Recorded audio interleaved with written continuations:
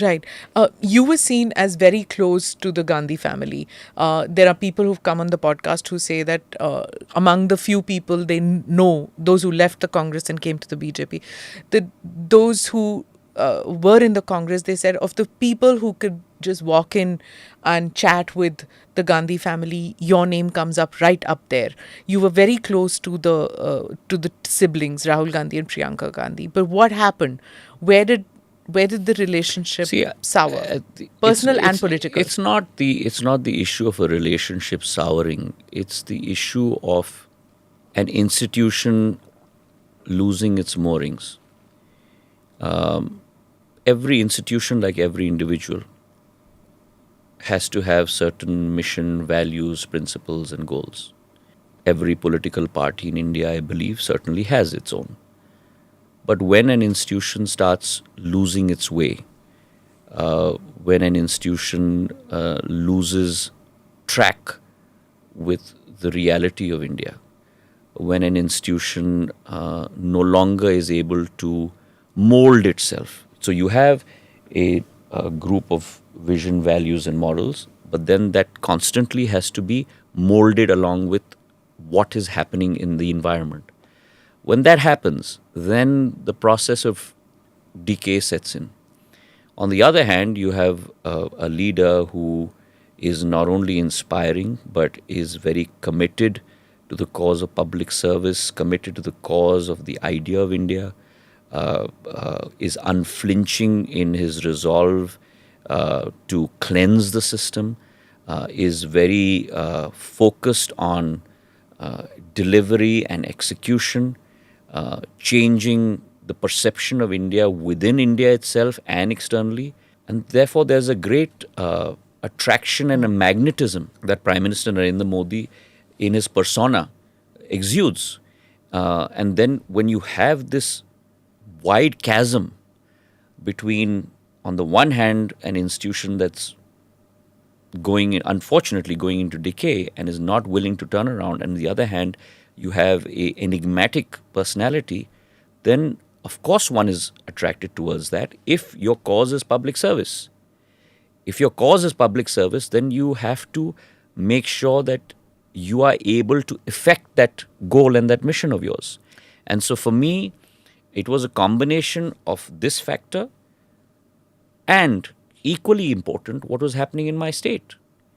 In 2018, we all thought that there was a track record that the BJP had, but we thought we could do way much better. And I was part of that. The Congress party at this time. Yeah. And I was part of that enterprise.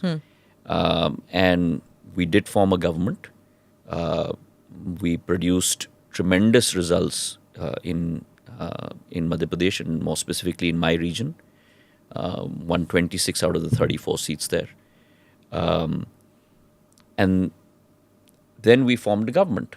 The choice of who's going to lead that government, like in every political party, is with the leadership of that party. And I had no grouse with that. I have no grouse with it at all, even to this day.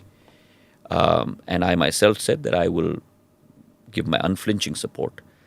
But over a period of time, when you see all the purposes of the establishment of the government fall by the wayside, and a complete system of rot and decay set in, and corruption set in, moving away from the ideals of development and progress.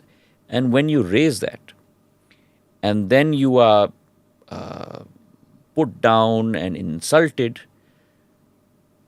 then certainly the cause of staying with an institution that you have fervently worked for is not, that the fervor is not there anymore. And on the other side, there's a magnetism. And for me, so therefore, it was a no-brainer. When you were made in charge of Uttar Pradesh, Western Uttar Pradesh, if I'm not mistaken. Correct. Yeah, in that election, anybody who was there covering that election could see your heart was not there in that campaign. You were there, of course, you were there with Rahul Gandhi wherever he was going, and there are visuals which are clearly there where he's performing some religious ceremony, and you're explaining to him right hand, left hand, what that means.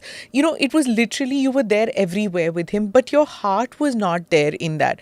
There was one or two election campaigns which we saw where public rallies, your heart wasn't there. It had already started, I think, You see, disassociating. I'll tell you what happens when you, my grandmother, my father, myself, we have been people and demonstrated by actions that are governed and driven not necessarily by our mind but by our heart. And I have always believed that your heart has to be in your job. If your heart is not there, then you're just doing something because you have to do it. That process had already started. And I don't want to delve too much in my past because my past is in my past. I made a very clean break. I was very upfront. I don't hold any grudges. I did not hold any grudges. And if you saw the letter that I wrote as well, Yes. I thanked the party for the opportunities and the time that I got to serve through the party. I also thanked from the bottom of my heart all the people that I served with. But it was time for me to move on. But you didn't take the plunge on your own. You took people with you. You broke the party. You broke the government. Operation Kamal was put into effect. I don't think by there was any Operation Kamal or there was any operation at all. A new government came into power. No? Sure, but at that point of time when I decided that it's no longer going to work the way it is, again, people who are not necessarily only politically tied with me, but there was an emotional bond, decided that they will also walk with me. And mind you, and I'd like to make this very, very clear in this conversation with you, you have seen many cases in the history of politics of India where Smita Prakash ji has gone from X to Y and Jyotiraditya Scindia has gone from Y to Z. But there are very few cases where this has happened within 15 months of a government being formed. It's generally always the case that people move 4 months before an election or 6 months before an election. 15 months after a government has been formed, and that too after 15 years. And those who left with me, 25 of them, 6 of them were cabinet ministers in that government. And that just shows you the bankruptcy of that government, that let alone the fact that they could not hold on to their MLAs, they could not even hold on to their cabinet ministers, which also shows the persecution that probably went on within that government. Versus not only the public at large, because there were many promises that were made that were being defied every single day that this government was in government in Madhya Pradesh, but also people were being persecuted. And therefore, at some point of time, people also decided to call it quits. And all of them, mind you, went back to the people.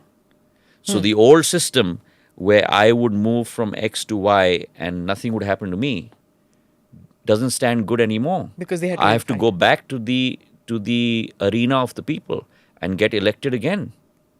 And out of we had 29 by-elections, of which 28 seats were with the Congress.